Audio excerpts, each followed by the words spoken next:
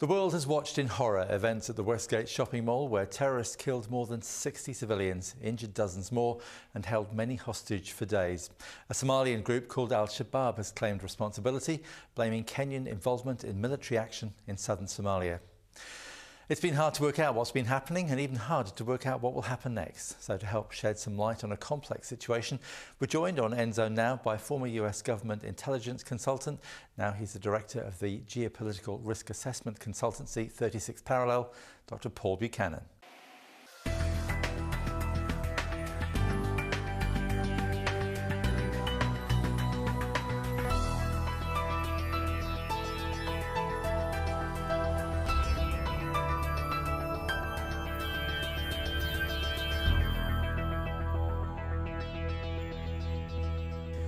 Well, thank you very much indeed for joining us on the programme. The media seems to be saying that Al-Shabaab is part of Al-Qaeda. Is it as simple as that? No, it's not, and they may be giving them way too much credit. The parallel I would draw is that in the 60s and 70s, when indigenous revolutionary movements of a Marxist persuasion emerged in Africa, Latin America, Southeast Asia, the West tended to brand them as being pro-Soviet or Soviet-inspired or pro-Chinese, when in fact a lot of those Marxist movements had nothing to do with the Soviet Union or the People's Republic of China. They were indigenous expressions of armed rebellion against local oppression. And the same is true for Al-Shabaab. Al-Shabaab shares a fundamentalist ideology with Al-Qaeda, but they're much more territorially fixated on Somalia. And many would argue that they're Somalian nationalists who happen to have a very fundamentalist view of Islam.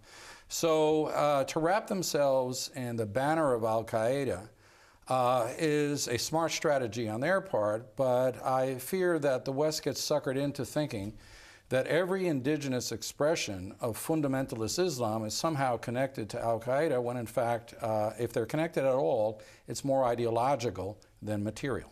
So when the foreign minister, the Kenyan foreign minister this morning was saying it is an Al-Qaeda attack, not an Al-Shabaab attack, there's another agenda going on there. Well, you're right. I mean, the thing is, when you yell terrorism, no one's going to say that you should not counter terrorism. And so governments the world over, Western and non-Western, will attempt to paint any such atrocity as the work of the evil masterminds of Al-Qaeda, because more funding flows to security agencies. It can justify draconian security laws, some of which we've seen here in New Zealand, with the justification that they're counterterrorism laws. And so it's not surprising that both Al-Shabaab would attempt to claim some affiliation, and then the Kenyan government will want to point the finger of blame at Al-Qaeda, because if anything else, it's going to attract Western support and assistance for their anti-terrorism efforts. The attack in Nairobi was, I guess you would say, daring and horrifying at the same time. I mean, this is a major upscale shopping mall. It's full of foreigners, expats, the upper class of Kenya. The president's nephew and his wife were among the victims. I mean, this is as high a profile as any attack would get. Well, in terms of symbolism, it certainly was a very adroit attack. And, you know, unfortunately, there had been many warnings that the Westgate would be the target. Again, a lot of Westerners, the Kenyan elite. So there was a socioeconomic class as well as ideological motive in this attack. But we have to be very clear. This attack is of no military consequence. An attack on a soft target, unarmed civilians in a poorly defended place, does not change the military equation between Al-Shabaab and the Kenyan military, both inside of Somalia, where the Kenyan military is part of an African Union peacekeeping force, and certainly not within Kenya. So the symbolism may have been not only an attack on the pro-Westernized Kenyan elite, it could well be a way of trying to drive a wedge deeper between the 1/3 of Kenyans who are Muslim and the 2/3 who are Christian. And we must remember that in 2007, around the timing of the elections of 2007, there was serious violence between Muslims and non-Muslims. And so they may be trying to play on that. So let's talk a bit about Somalia itself, because it's on Kenya's sort of northern border. It's a basket case. It hasn't had a proper government since, what, 1991, 92, something like that. Médecins Sans Frontières, the aid organisation, pulled all its staff out last month, so they effectively there's no health system. It's as difficult a situation for a country as you can imagine. So what's going wrong there? Oh, well, a failure of governments. I mean, Somalia represents one of the classic cases of a failed state.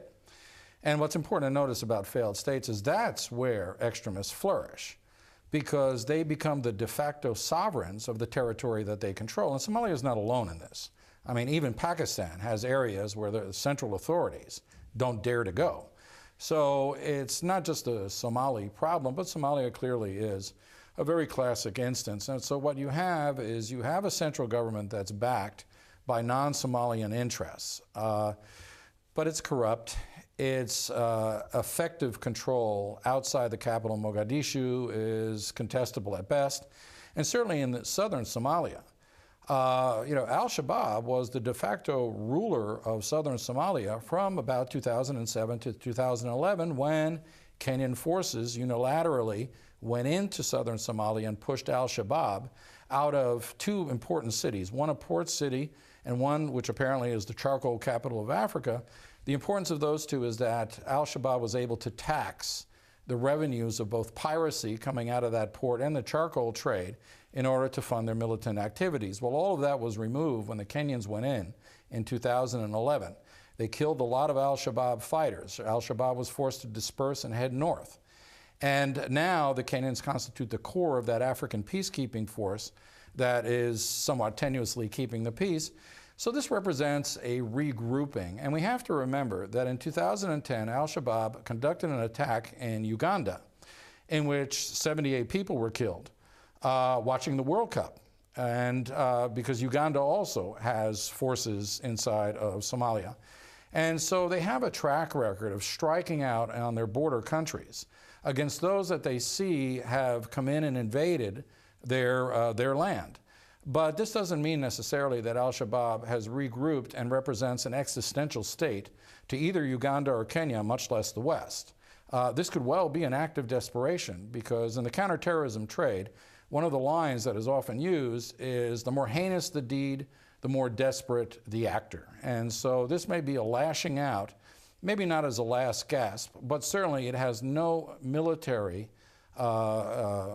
import whatsoever, and it certainly doesn't change the strategic balance between the Kenyans and the Somalis. How is this going to play out internationally? Because there are a number of foreign nationals have been killed, and curiously, the shopping centre itself is part owned by Israeli companies. It's much wider than just Kenya, isn't it? What's going to happen sort of going forward a few weeks? Well, that's going to be the interesting thing. It'll be interesting to see amongst the Westerners who were killed what their occupations were. Because Kenya has a very close relationship with the security services, both military and non-military, of a number of Western countries and Israel.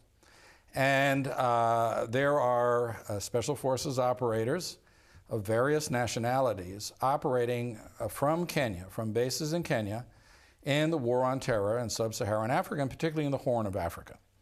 And so it could well be that we will find out the extent to which Kenya and Western countries have military personnel deployed in cooperative ventures to fight the Islamicist threat in the Horn of Africa. And I think in some measure, we may be surprised by what we find out, if in fact we find out anything from the identities of those killed.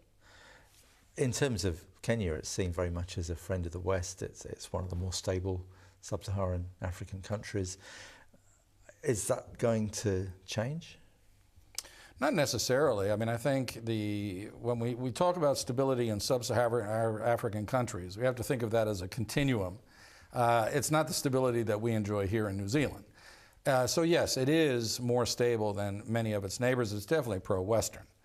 But it has a failed state on its northern border. It has states on its western and on its southern borders that have irredentist movements of their own. I mean, we think of Boko Haram in Nigeria is yet another one of these groups that says to be associated with Al-Qaeda, but is actually quite indigenous.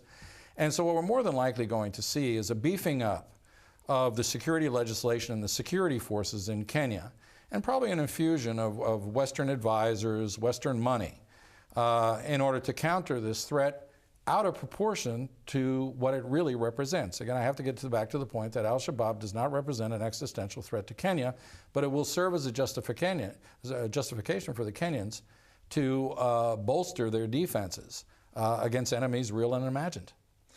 You mentioned that you could see a scenario where this would set the one-third minority, Muslim minority, against the two-thirds Christian majority.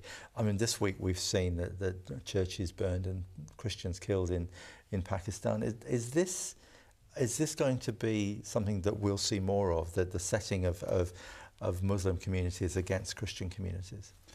Well, certainly if I was one of the ideologues in any Islamicist group, that's the way I would play the game. And the reason for that, it creates a situation known as the sucker ploy. If you start attacking Christian churches, I mean, think of Egypt, for example, and you pit Christian on Muslim, particularly in countries that are Christian dominant, then you can say to the Muslim diaspora that they're being targeted and scapegoated because of their religion. And you may gain adherence as a result of that.